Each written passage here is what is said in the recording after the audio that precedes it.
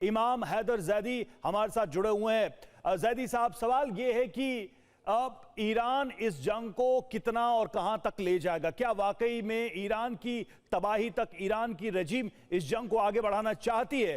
क्योंकि ट्रंप तो कह चुके हैं कि हम इस जंग को जारी रखेंगे, 2 से 3 हफ्तों में और बड़े हमले करेंगे और हम तब तक हमले करेंगे जब तक कि इसको पाषाण युग में यानी स्टोन एज में नहीं पहुंचा देते। देखिए, सबका बहरहाल इत्मीनान का शुक्रिया है। पहली बात यह कि ट्रंप जैसा झूठा और पागल आदमी शायद हिस्ट्री में कभी लिखा जाए। जब तारीख लिखी जाएगी तो इससे बड़ा झूठा, इससे बड़ा बेईमान और इससे बड़ा मर्डर, मास मर्डर तारीख में, हिस्ट्री में नहीं मिलेगा। ये जब ईरान ये बोल चुका है कि जंग हम खत्म करेंगे तो ईरान ही जंग खत्म करेगा। ईरान के कैसे जो सवाल यही है, कैसे उन्होंने कह दिया है कि मैं तैयार हूं, आ जाएं आप लड़ लें। और अब तक ईरान की जो पॉलिसी रही है पूरी दुनिया में, आप देखें कि हारा कौन है, यूटर्न कौन ले रहा है। ईरान ने एक बार कहा है कि हम जंग खत्म नहीं करेंगे तो जंग खत्म नहीं कर रहा है। उसने एक बार भी ऐलान नहीं किया कि हम जंग खत्म करेंगे। ये मोहतरमा जो ट्रम्प का राग अलाप रही हैं, बिला वजह की झूठे बातें कर रही हैं, इनको समझ ही नहीं है ईरान के बारे में कि ईरान की ना इकोनॉमिक तबाह हुई है, वहाँ की पब्लिक, वहाँ के लोग, सब कोई ईरान की गवर्नमेंट, ईरान के सुप्रीम लीडर और ईरान की फौज के साथ खड़ी है। अभी सिर्फ ट्रंप ने कहा था कि हम अपने बहुत से जो फौजी भेजेंगे लड़ने के लिए। ईरान का 14 साल का बच्चा भी फौज में शामिल होने के लिए तैयार खड़ा है। तो इस कौम को, इस मुल्क को ट्रंप जैसे आपको लोग ये लग रहा है, पूर्णिमा जी जिस बात का जिक्र कर रही हैं, डोनाल्ड ट्रंप जिस बात का जिक्र कर रहे हैं कि भाई ताकत को कम कर दिया गया, ताकत को कम कर दिया गया, ईरान की नेवी को खत्म कर दिया, ईरान की एयरफोर्स को खत्म कर दिया, हमने इस लायक आपको नहीं छोड़ा कि परमाणु हथियार आप बना सके। ये तमाम तो इसमें दम नजर नहीं आता। तो हुर्मुज पर वो कब्जा कर लेते। हाँ। नेवी खत्म होती तो वो हुर्मुज पे कब्जा कर लेते, नेवी खत्म होती तो वो सारे पोर्ट को कब्जा कर लेते अमेरिकन। लेकिन अभी तो कुछ भी नहीं, हुर्मुज में तो आने की उनकी हिम्मत नहीं पड़ रही है। जो उनका सबसे बड़ा जहाज था वो 1000 किलोमीटर दूर खड़ा हुआ है। तो ठीक है, बिल्कुल ये सारे दावे भी हैं, इस पर भी हम समझेंगे कि वाकई में ये स्थिति बहुत लंबी चलेगी क्या, हॉर्मुज को लेकर भी और अमेरिका जो कह रहा है उसको लेकर भी। ईरान में क्या अभी भी एक लंबी लड़ाई लड़ने की ताकत बची है, या फिर ये जो कह रहे हैं कि 2 से 3 हफ्ते इतना ही समय है, उसमें कुछ सच्चाई है? और देखिए, ईरान में सत्ता परिवर्तन पर ट्रंप का दावा सामने आया है। युद्ध में ईरान को बहुत भारी नुकसान, ईरान के सारे बड़े नेता मारे गए, ये ट्रंप ने कहा। ईरान की सत्ता बदल चुकी है।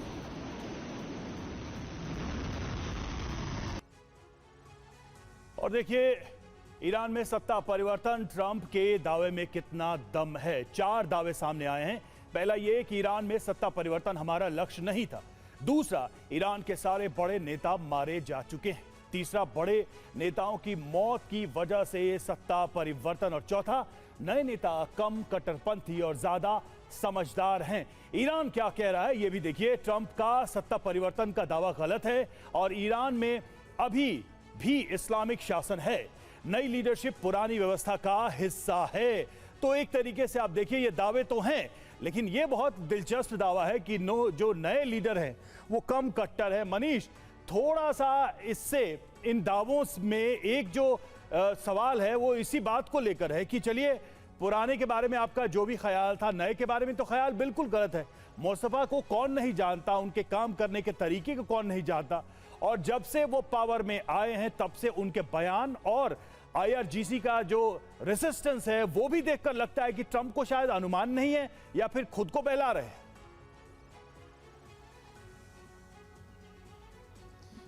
बिल्कुल रवि, तो सबसे बड़ी बात तो मुझे यही लगती है कि शायद राष्ट्रपति ट्रंप मुश्तबा खमनेई की जगह किसी और लीडर की तरफ इशारा कर रहे हैं। क्योंकि आप देखिए कि मुश्तबा खमनेई को लेकर जब भी उनसे पूछा गया है तो वो या तो चुप्पी साध लेते हैं या वो कहते हैं कि उनका खुद पता भी नहीं है। और सही भी बात है कि ईरान के सुप्रीम लीडर आयतुल्लाह खमनेई के मारे जाने के बाद से 28 फरवरी से आज तक किसी ने मुश्तबा खमनेई को नहीं देखा है। सार्वजनिक तौर पर तो किसी ने नहीं देखा है, और ऐसा भी नहीं हुआ है कि कहीं किसी बंकर में ही किसी बड़े नेता के साथ उनकी मुलाकात की कोई फ़ोटो आई हो, कोई वीडियो आया हो।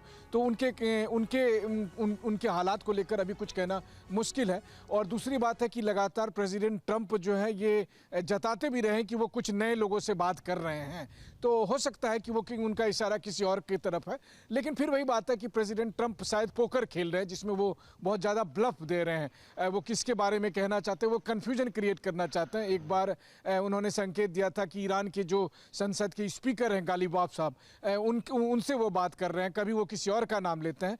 तो ये सब हालात है। देखिए, ये बात सही है कि अमेरिका के 100% लक्ष्य पूरे नहीं हुए हैं, लेकिन ऐसा भी नहीं है कि पिछले 1 महीने के जंग में ईरान को कुछ नहीं बिगड़ा है। बिल्कुल बिगड़ा है। 16,000 से अधिक बम गिरे हैं, 5-5 हज़ार पाउंड के कई बम गिराए गए हैं।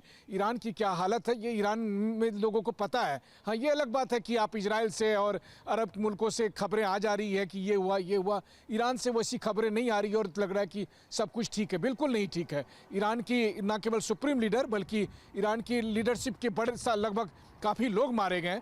ठीक है, पूरा 100% एयरफोर्स और नेवी नहीं गया, लेकिन अगर 50% भी गया तो सोचिए, हज़ारों साल की सभ्यता वाला देश पिछले 1 महीने में इस स्थिति पर पहुंचा है जहां हम और आप ये बात कर रहे हैं कि कितने दिन तक ईरान टिक पाएगा। तो ये भी अपने आप में बड़ी बात है। ईरान को चने की झाड़ पे भी चढ़ाने की दुनिया भर में कोशिश की जा रही है कि तुम लड़ो। क्योंकि मैं आपको बताऊं, इजराइल में रहते हुए मैंने ये देखा है, गाजा में कहा जा रहा था हमास मुकाबला करेगा। आज क्या हुआ? आज गाजा पूरी तरह से इजराइल के कब्जे में है। उसी तरह से हिजबुल्लाह को लेकर कहा गया, हिजबुल्लाह इतनी पावरफुल शक्ति है। ठीक है, लड़ाई अभी हो रही है, लेकिन अभी भी लेबनान का एक बड़ा हिस्सा ज्यादा आपको इन दावों में दम नजर नहीं आ रहा है कि इतने दिनों की जंग में अमेरिका और इजराइल ईरान का कुछ बिगाड़ नहीं पाए हैं।